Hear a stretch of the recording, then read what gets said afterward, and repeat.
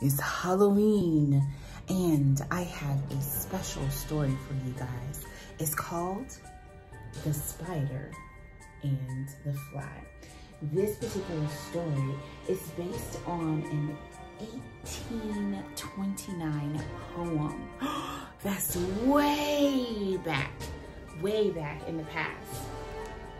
This is a story that is considered a fable or a cautionary tale. What does that word cautionary mean? What does it sound like? Well, without further ado, let's go ahead and read The Spider and the Fly. The Spider and the Fly, based on the cautionary tale by Mary Howitt, illustrated by Tony Diterlizzi.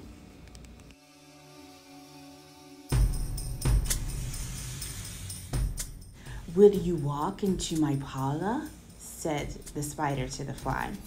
"'Tis the prettiest little parlor that ever you did spy. The way into my parlor is up a windy stair, and I have many curious things to show you when you're there." "Oh, no," said the little fly. "To ask me is in vain, for who goes up your winding stair can never come down again." "I'm sure you must be worried, dear, with soaring up so high. Will you rest upon my little bed?" said the spider to the fly. "There are pretty curtains drawn around. The sheets are fine and thin, and if you like to rest a while, I'll snugly tuck you in." "Oh, no," said the little fly. "For I've often heard it said, they never wake again who sleep upon your bed," said the cunning spider to the fly. "Dear friend, what can I do to prove the warm affection I've always felt for you? I have within my pantry good store of all that's nice.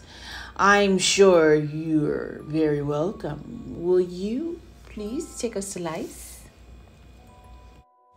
"Oh, no," said the little fly. "Kind sir, that can't not be.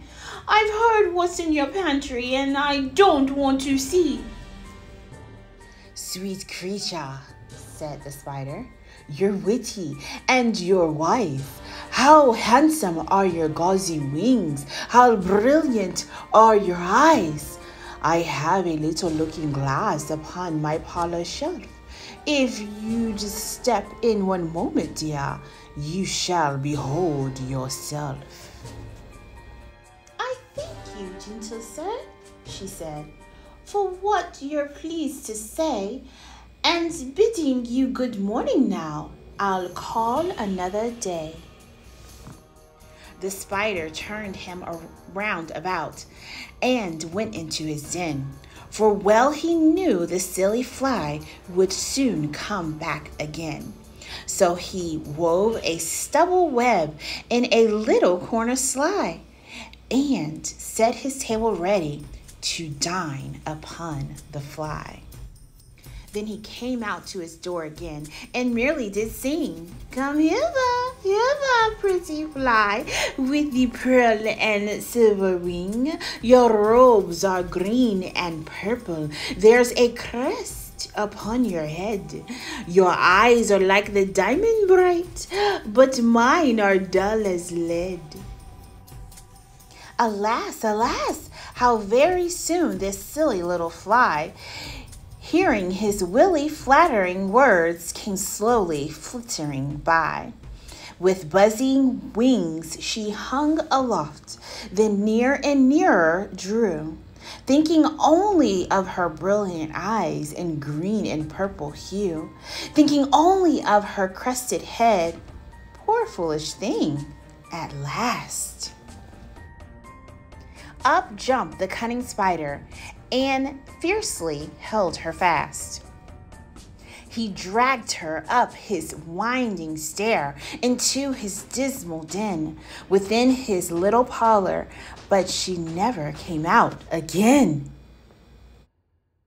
And now, dear little children who may this story read, to idle, silly, flattering words, I pray you never give heed, until an evil counselor close heart and ear and eye, and take a lesson from this little tale of the spider and the fly. Dear sweet creatures, no doubt you finished our delicious tale and are surprised by this little tragedy. But then again, what did you expect from a story about a spider and a fly? Happily ever after? Spiders are trappers, for goodness sake. We've been doing it for generations, and we're quite good at it. Even your beloved Charlotte in E.W. White's classic Charlotte's Web admitted it as much.